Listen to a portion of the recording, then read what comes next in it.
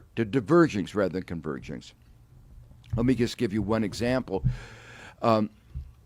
Again, think about what happened after 2008 crisis. The crisis originated in the United States. Our banks had done a terrible job of managing risk. Normally, you think, if a country's mismanaged risk that badly, money would leave. What happened in 2009, after the crisis? Where did the money go? Money came into the United States. Now, why? Well, very simple reason. I was on a conference call after Lehman Brothers went down. The Democratic Party was trying to decide what was their response going to be to the Bush initiative for a $700 billion bailout of the banks. And most of the people on the conference call were from bankers, well-known bankers. I won't mention any names. And there were a couple of us who were economists. And the bankers' initial reaction was, why only $700 billion? And the answer was, $1 trillion sounded too big.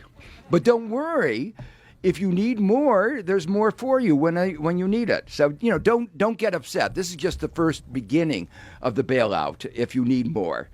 Well, that was actually very important because what it was saying to the world was that America was standing behind the banks and would bail out, So money flowed here. There's a very important principle. Behind the banks of any country is the government. So now, let's go back to Europe. You have your money, your euros, in Spanish banks, and there's a worry whether there's a problem in the Spanish banks. What are you going to do? You have a choice of keeping your money in the Spanish banks with a Spanish government that's on the ropes, or putting your money in a German bank where you have a strong government standing behind the German banks. Well, it's obvious. Money starts leaving Spain and going to Germany. Well, what happens then? Well, the Spanish banks get weaker and weaker. They can't lend to the private sector, especially to small and medium-sized enterprise. Those enterprises have to contract. They get weaker. Tax revenues go down, and the Spanish government gets even weaker. And confidence in the Spanish banking system gets weaker. So it's a vicious downward circle, and what's happening? Germany's getting stronger, Spain is getting weaker. The poor countries are getting poorer, and the rich countries are getting richer.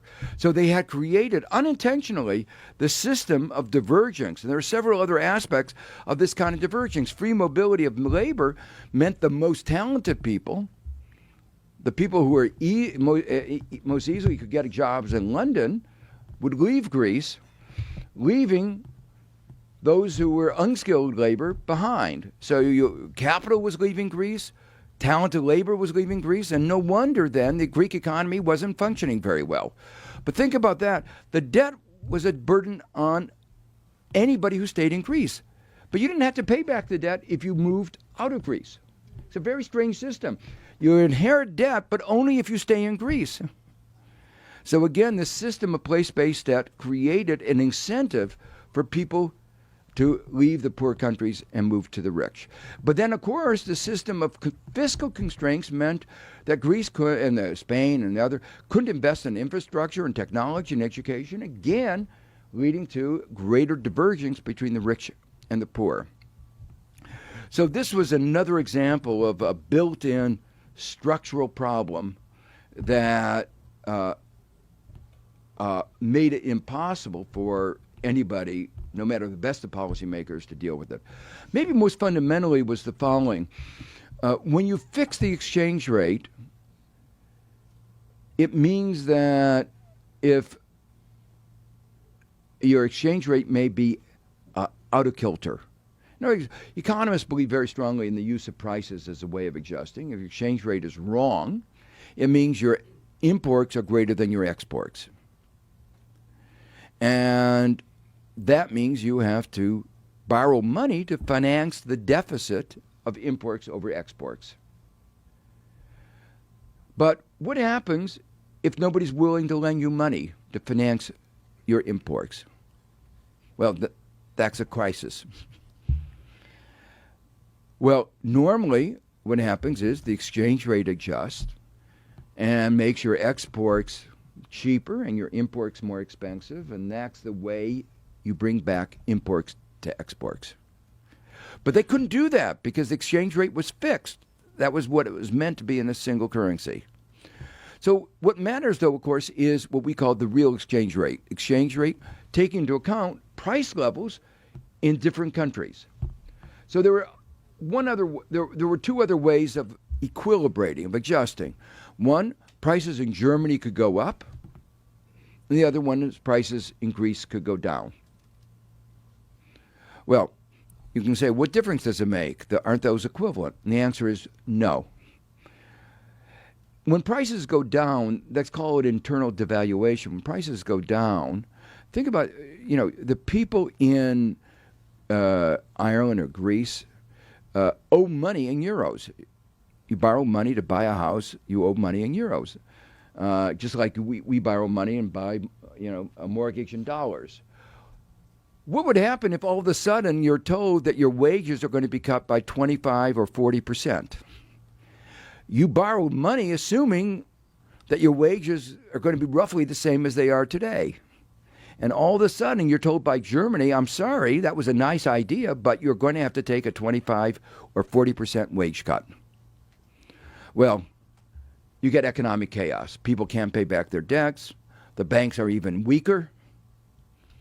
The alternative, Germany raising their prices and wages, actually makes it easier for them to pay back their debts. The crisis is often described as a problem of leverage, excess leverage, but what does internal devaluation, lowering wages and prices? It increases effective leverage. And so the solution to a problem of leverage was to increase leverage. Well, obviously that was not a solution. That was a way of perpetuating the crisis, and that's precisely what happened.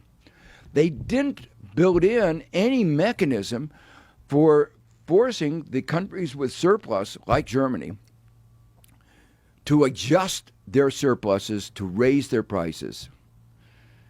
And instead, they put all the burden of adjustment on the countries at the bottom, and that was a recipe for failure. So those were some of the structural problems that were really built into the Eurozone and why it would have been impossible for even the best of policymakers to make it work. But in addition, they then had the wrong policies. I already talked about one aspect of the policies was this extreme austerity. The cutbacks in government expenditure, which simply led the countries to go further and further down. But they also talked about structural reforms, not the structural reforms that I've been talking about, where I say you need a structural reform in the structure of the Eurozone itself. They talked about structural reforms in the individual countries. It was sort of a blame the victim idea. There was a problem of Greece or a problem of Spain. It was every country had a problem, and it was they were paying the price for their sins, is what it was, and that made people feel good. It wasn't the euro, it was the sins of the individual countries. And it was only through suffering that they would get redemption.